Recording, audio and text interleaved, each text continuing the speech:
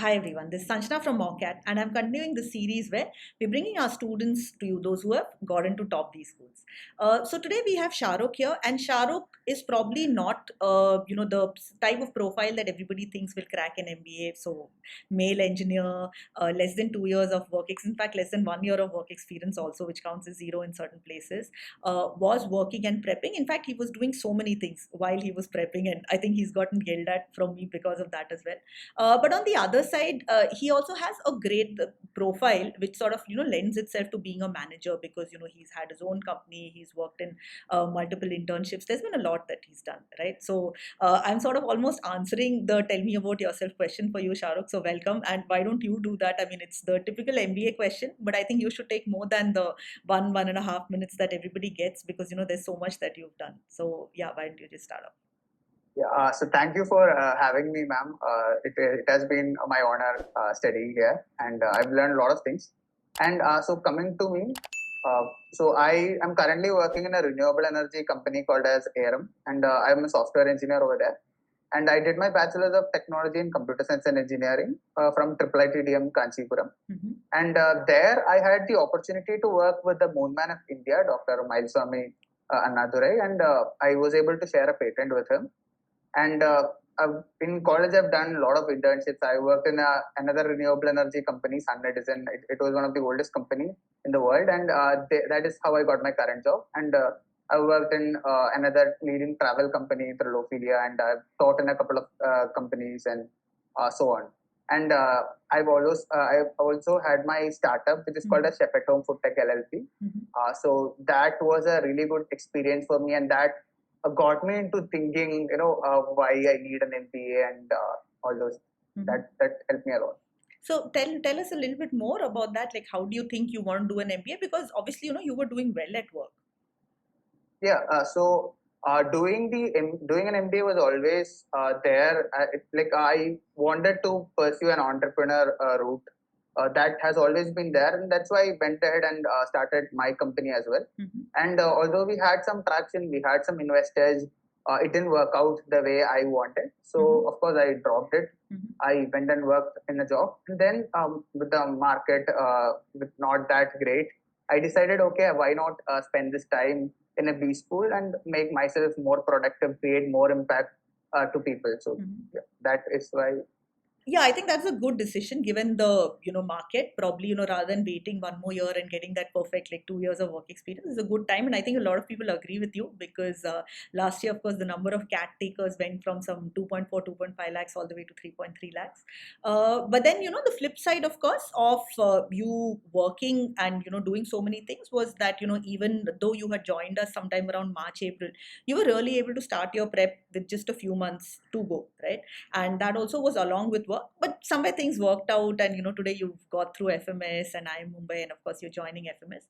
So how did your prep journey go, given the fact that you're working and work was hectic? How did you really plan your prep? What all did you do? Okay, so my work was actually pretty hectic, and it was work from office, so I had to go to office. And of course there is a lot of time that goes away in commute and things. So I had to plan my day accordingly, and I'm not a very early person, but there are things that you have to sacrifice. You have to learn to get up early, and of course you have to learn to work late as well, and you have to strike a balance. So I think if I become a really good manager, one of the contributing factors would be CAT prep. It taught me how to prioritize. See, ma'am must have told you that I've done a lot of things, but like that had its flip side also, right? Your time gets divided. Yeah. So prioritizing is very important, and that is something that I've learned from CAT. So most of the times, like when I got back from my work, the classes would have already started, and then I need to have dinner, and by the time like classes do go on, but you lose that continuity. Yeah. So I thought like I will listen to I used to sit and listen to mostly recordings and all the pre-recorded classes. So that is what I put myself, and I used to practice questions. And so that you have to strike a balance between both, and most importantly is taking mocks. That is the most important thing that helped me to reach where I am. So taking mocks is absolutely important. Okay. Right.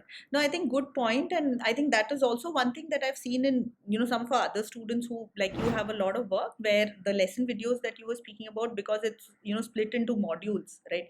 The people who get there are not the ones who say that, oh, I'm working for 12, 14 hours, so I can't prep, let me push it to a weekend. But the ones who say that, okay, there are 10 modules, but one module is only 20 or 30 minutes. Can I just push through and finish this? Maybe I'm not able to attend the class at 8:30, and if I attend it at 10:30, half of it is gone.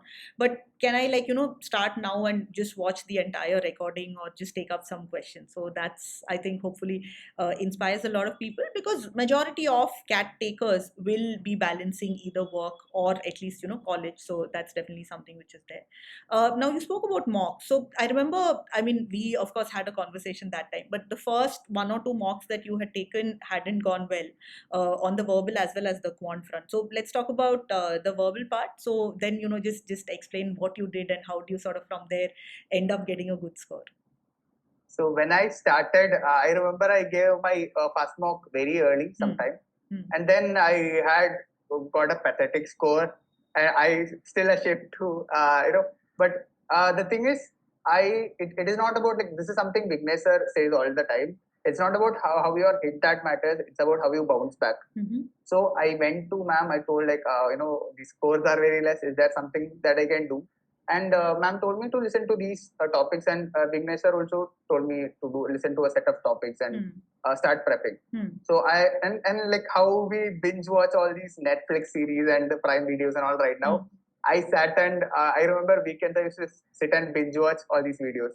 And at some point, even people in my family, like my mother, father, and my sisters and all, they were familiar with ma'am's and sir's voice so much because I was always walking around playing those videos and noting down things. And then this is very important. Maintain a very short, simple notebook that you can flip anytime. Don't write too much unnecessary things. Only important formulas and this is. And all, yeah. And the second thing is when you make mocks, right? You usually make some mistakes and something that you do like consecutively. So you can write those things down, and these will help you in your future. Like sometime later you will forget what you've done because you are into a lot of things, and you can't, and these things just it helps you maintain that notebook. Right.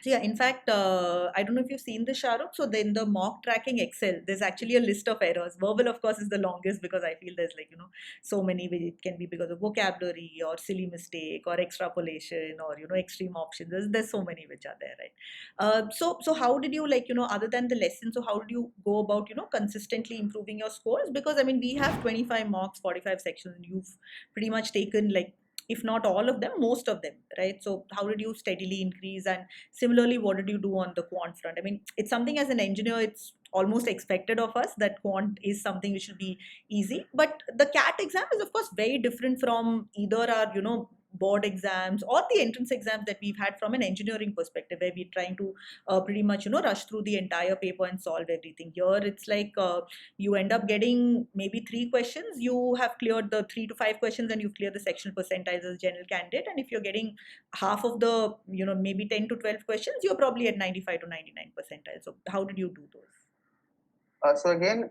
quant is a lot about prioritizing, and the idea is like, see, when I used to give mocks initially for quant, I was never able to see all the questions. So that was a big problem for me because I think I was always a bit slow with respect to solving problems. There are people who do essay for so the thing was, I listened to this video by Vignesh sir. There is something called a 6-8-8 strategy. So that will let you strategize your time with respect to in a way that you can see all the questions. Right. And like how ma'am said, if you solve around 3 to 5 questions itself, you are at a good space with respect to CAT. And the CAT quant has been only getting tougher. So that is, so as long as you figure out those easy questions, right? There are like, for a board exam, you'll have a 6-mark question and a 2-mark question. But for CAT, everything is 3 mark. But you'll have these type of questions. So it's always about picking up those easy questions. And 6-8-8 worked for me. So and there is already a video on. Yeah, we'll link that for all the viewers. Those who are not Mockat students, we'll just link that video also, whoever wants to watch it. So great, yeah. So then you tried that, but then yeah. ma'am, I just wanted to add about my verbal proposal because again, verbal was something that I scored very less initially and then I went up. So something that helped me was this POV. So ma'am used to always have a link, like she used to, at Mockat we used to share daily, there is a reading thing and we have to create a summary. So now if we are working or, as a working professional or, for students, you don't have much time. So this is something that helped me get an idea of a summary. Like you sit and do this for some time, it creates a lot of gain. It pushes you so much and there is a lot of value in doing this. Right. So that helped me, and the thing is, you have to be very consistent about this. You have to maintain your streak. How you do it for your Snapchat. If you can do that every day, then there is a lot of value addition. If you take a mock at the weekend, you can see the difference once you try it. So yeah, and for those of you who are watching, the POV is something which is actually available for free on the site. So we'll link it in the description.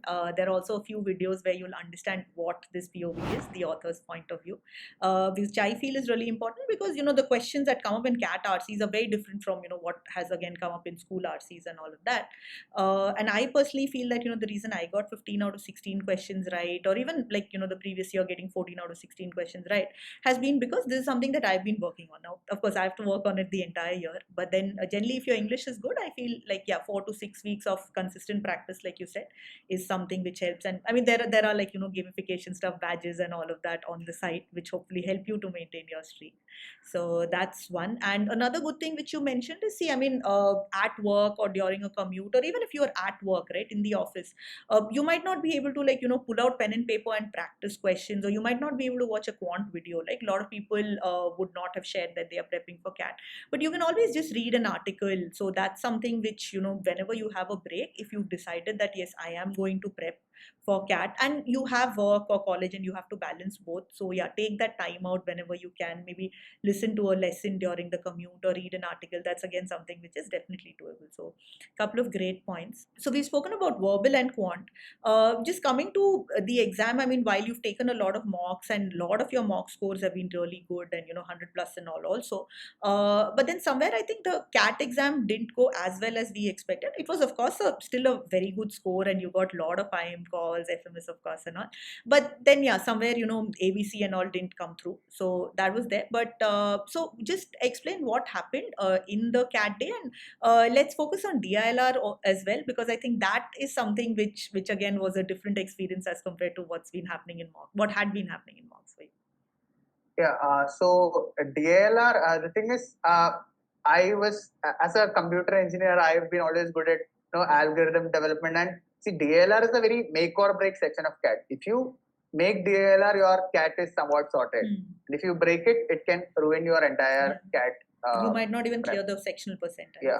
So, and I started prepping up for DLR very late, and I will not advise that to anybody here.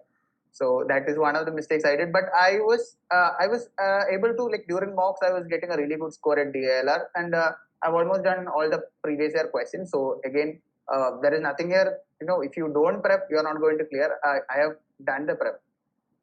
And again, coming to the D day, I spend about it's about picking the easiest questions in easiest set in DLR, and I spent some 20-25 minutes initially trying to figure out the answer, and I was kind of zoned out. And fortunately for me, it was this thing, right? If it's not about how you are hit, it's about how you bounce back. And I was like, anyway, I've done so much, so let me just go and make the best of it. And then, like, I solved around 8 questions in last 15-20 minutes. 5 minutes I solved one set.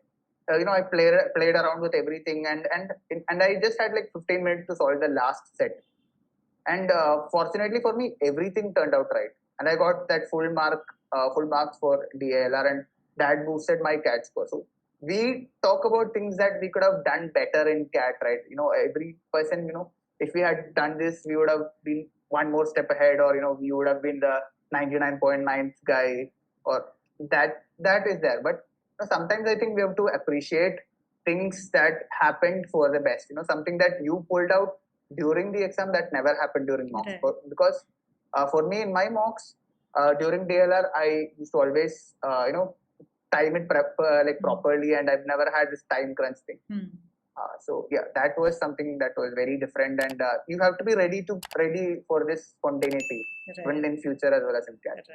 Right. That's also actually, in fact, one thing which Vignesh does say, that there's no perfect CAT, right?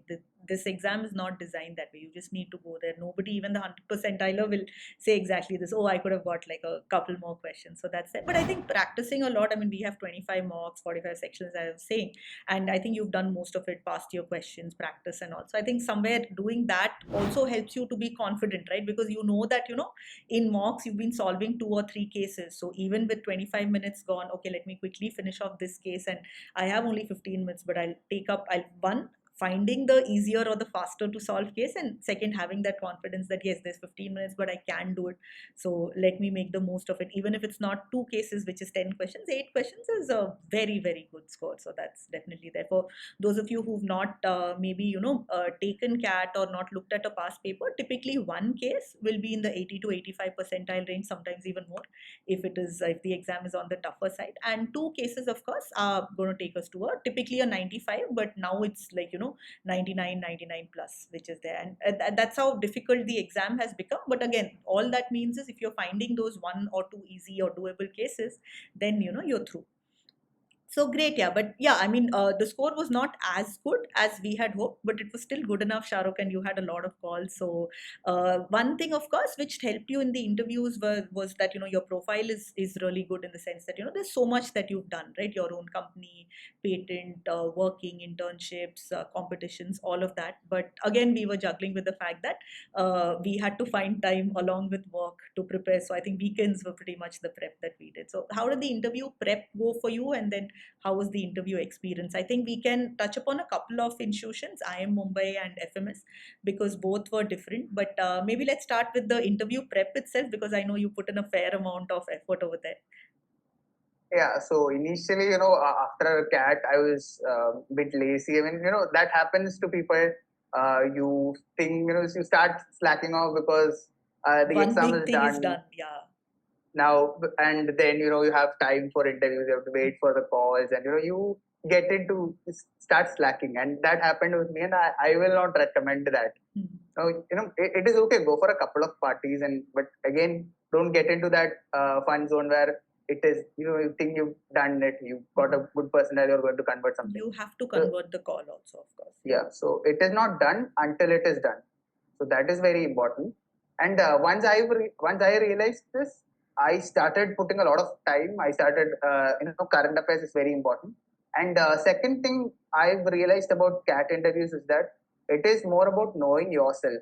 You have to have a clear idea of what you want to do in life, what you are, who you are. So this is something the interviewers expect you to know. So that is something that I've explored. I actually spent time introspecting. Why did I do this in my life, and how has it helped me? And a lot of new ideas that come up, and that was very a therapeutic experience for me. And of course, you have to make sure you have that domain knowledge and current affairs, and any topic under the sky they can talk, or over the sky. So now, first thing for the interview is the prep, and the second part of the interview is the mock interviews. So you really need to have as much mock interviews as possible to make sure that you can actually even if you have done a lot of things, or even if you have not done a lot of things, you have to portray what you have done clearly, and that happens when you do mock interviews. And these mock interviews have to be done with high quality people, because that is how your panel is going to be. And fortunately, I was very lucky to have Sanjana ma'am and Vignesh sir spending considerable time with me. So we used to spend hours planning my answers, and I remember I still used to record all the sessions, and then I used to sit and write notes or whatever Sanjana ma'am or Vignesh sir told me. So mostly, I that has helped me a lot, and I used to record my answers, how I reacted, and then Sanjana ma'am used to give her version of answers. And these things have boosted my interviews. I personally think that I would not have been able to present myself, and not even able to convert the calls, had I not had the right mock interviews. And there, Vignesh and Sanjana ma'am helped me a lot. So that was a make or break thing for me.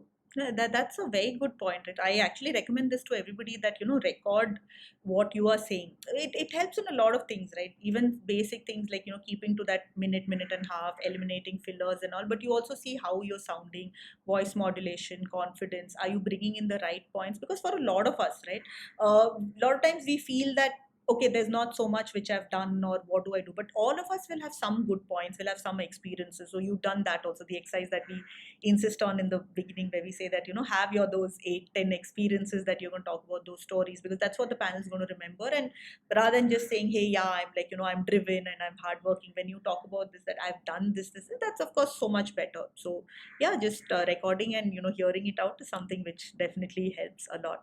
So that's great. And so how did the experiences go?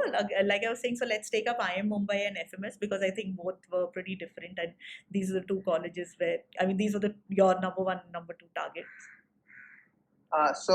Again, I was very much inclined toward operations. It is one of my favorite subjects, and IIM Mumbai is known as a mecca of ops. And same thing with FMS. FMS, Steve Jobs have been always my inspiration. It is very cliche, but I've been following him ever since I was a kid. And again, FMS is known as mecca of marketing. So these colleges were like very close to me, and I wanted to convert them, whatever the cost.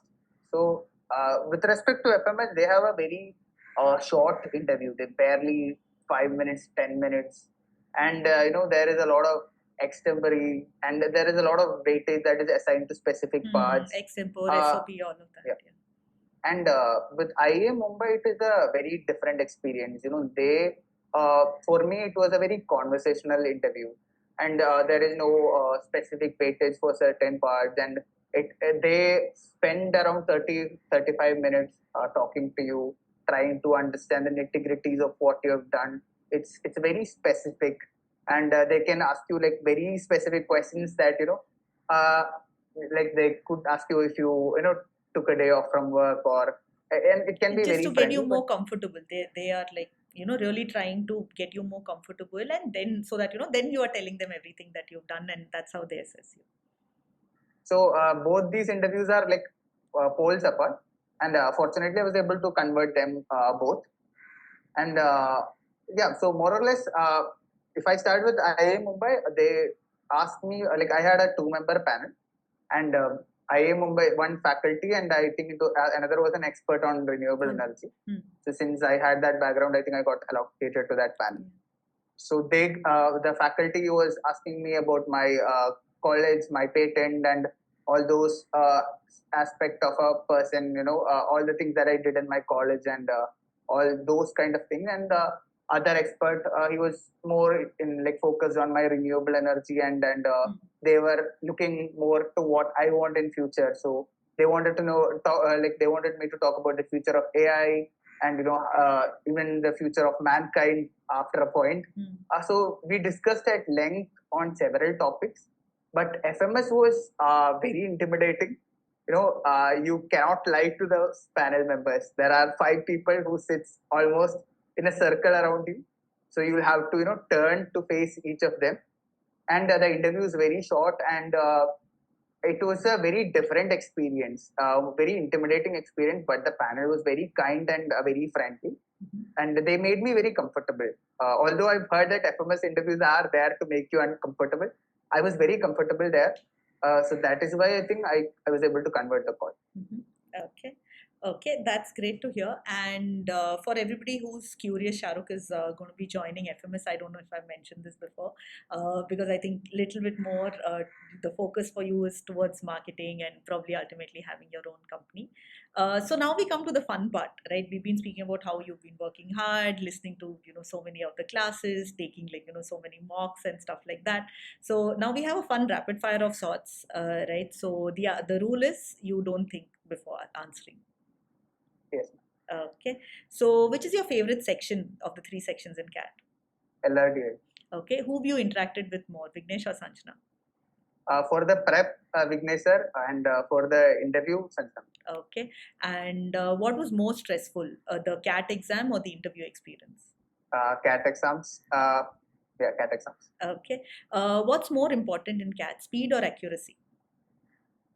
Okay, so this is a very personal, heart-touching question for me, so I'll take my time to answer. That's okay. So for verbal, I would prefer, of course, accuracy is very important, but if you cover as much questions as you can, you will have a really good score. That is, if you are a person who reads a lot. And for quant, since I don't think I'm that strong in quant, I would focus on my accuracy over speed. It's about getting those, 8 easy questions that will get you to the top. Right. So. Right. Okay, so mix of both you're saying. Okay, and for the interview, what's more important, the domain knowledge or confidence?